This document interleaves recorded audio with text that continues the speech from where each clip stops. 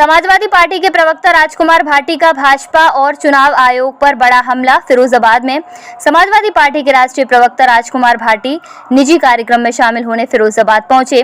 इस दौरान मीडिया से बातचीत करते हुए उन्होंने केंद्र और प्रदेश सरकार पर जमकर निशाना साधा। भाटी ने आरोप लगाया कि चुनाव आयोग भाजपा के पक्ष में काम कर रहा है और उसकी भाषा बोलते हुए लोकतांत्रिक प्रक्रियाओं को कमजोर कर रहा है। उन्होंने महोबा में एक मकान से 4271 मतदाता सूची मिलने की घटना को भाजपा की फर्जी वोट पैटर्न की सच्चाई करार दिया। तेजस्वी यादव की यात्रा को लेकर भाजपा नेताओं के बयानों पर पलटवार करते हुए भाटी ने कहा, भाजपा को वही यात्रा पसंद है जिसमें नफरत और हिंसा हो, जबकि तेजस्वी रोजगार, शिक्षा और गरीबी जैसे असली मुद्दों को उठा रहे हैं। प्रदेश की कानून व्यवस्था पर सवाल खड़े करते हुए उन्होंने मुख्यमंत्री के रोजाना 5 मुठभेड़ के दावे को झूठा बताया और कहा कि यदि रोज इतनी मुठभेड़ हो रही हैं तो इसका मतलब है कि अपराधी खुलेआम पुलिस को चुनौती दे रहे हैं। इटावा की हालिया घटना का जिक्र करते हुए भाटी ने आरोप लगाया कि यूपी पुलिस आम नागरिकों के साथ साथ डॉक्टर, पत्रकार और नेताओं तक को निशाना बना रही है। उन्होंने कहा कि प्रदेश में जंगल राज की स्थिति है और हालात बेहद खराब हैं। अंत में राजकुमार भाटी ने दोहराया कि भाजपा लोकतंत्र को खत्म करने की साजिश कर रही है और चुनाव आयोग उसकी ढाल बन गया है।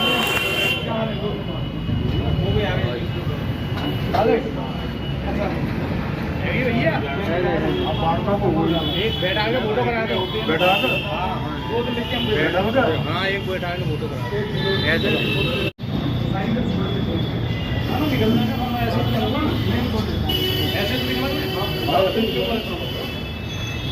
भाई भाई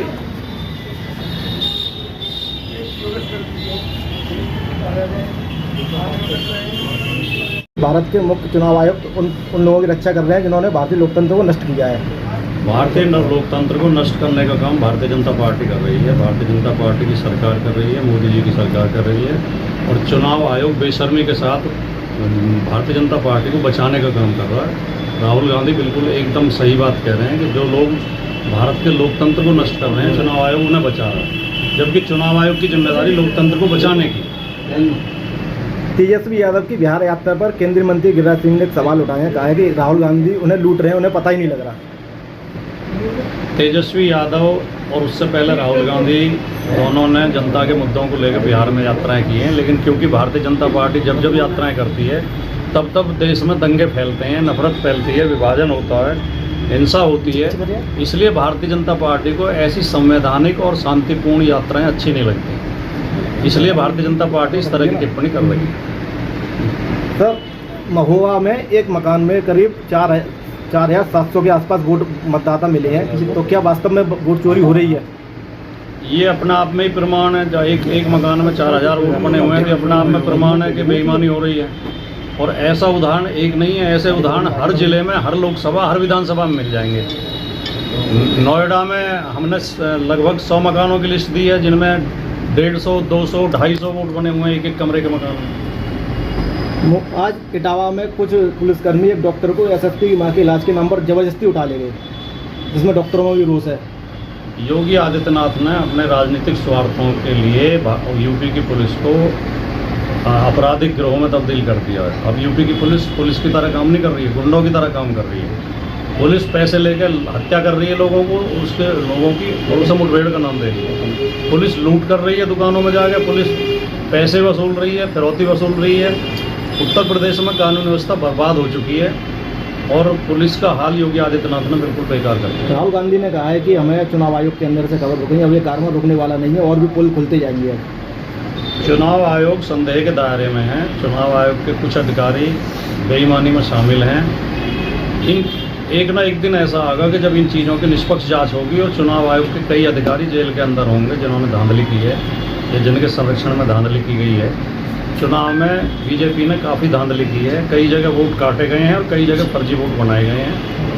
इन सब चीज़ों की कभी न कभी जांच जरूर होगी। लेकिन चुनाव आयोग कहता है कि राहुल गांधी जो आरोप लगा रहे हैं वो सभी निराधार हैं। चुनाव आयोग जो सही शिकायतें हैं उन्हें सुन नहीं रहा है। चुनाव आयुक्त बीजेपी के प्रवक्ता की भाषा बोलते हैं, बीजेपी की सफाई देते हैं, विपक्ष के ऊपर आरोप लगाते हैं और चुनाव आयोग बीजेपी के प्रकोष्ठ की तरह काम कर रहा है। उत्तर प्रदेश की कानून व्यवस्था बहुत ही सुदृढ़ चल रही है, योगी आदित्यनाथ का ऐसा कहना है, आप किस नज़रिए से देखते हैं? एनसीआरबी के जो लेटेस्ट आंकड़े आए थे सबसे बाद में, उनके अनुसार उत्तर प्रदेश में 10 हत्या और 11 रेप रोजाना होते हैं और उत्तर प्रदेश महिलाओं के प्रति अपराध में नंबर 1 पर है, अनुसूचित जातियों के प्रति अपराध में नंबर 1 पर है, पुलिस हिरासत में मौतों में नंबर 1 पर है। अगर इसे कोई सुदृढ़ कानून व्यवस्था कह सकता है तो वो ही जान सकते हैं। योगी आदित्यनाथ ये भी गर्व के साथ बताते हैं कि उनके शासनकाल में उत्तर प्रदेश में 5 मुठभेड़ रोजाना हुई है।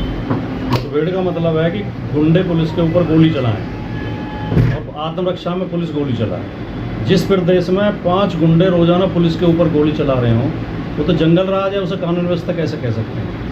ये तो खुद योगी जी के आंकड़े बता रहे हैं। Thank you. हम उत्तर प्रदेश के गुर्जर समाज में गुर्जर जागरूकता अभियान, राजनीतिक जागरूकता अभियान चला रहे हैं, क्योंकि हमें ऐसा लगता है कि गुर्जर समाज राजनीतिक रूप से ज़्यादा जागरूक समाज नहीं है, संगठित समाज नहीं है और लोकतंत्र में हर वर्ग का, हर समाज का, हर व्यक्ति का जागरूक होना बहुत ज़रूरी है। हमने सर्वे कराया उत्तर प्रदेश के 34 जिलों की 132 विधानसभा सीटों पर गुर्जर वोट हैं, लेकिन उत्तर प्रदेश की राजनीति में उनकी वो हैसियत और वो साख नहीं है जो इतनी वोटों के बाद होनी चाहिए। तो हम जगह जगह हर जिले में जहाँ जहाँ गुर्जर वोट हैं 132 विधानसभा क्षेत्रों में गुर्जर चौपाल लगा रहे हैं। उसी कड़ी में आज जिला फिरोजाबाद में ये गुर्जर चौपाल का आयोजन किया गया।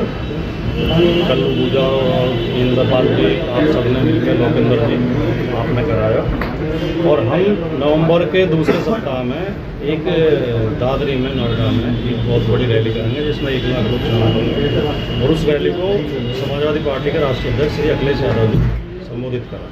ये कार्यक्रम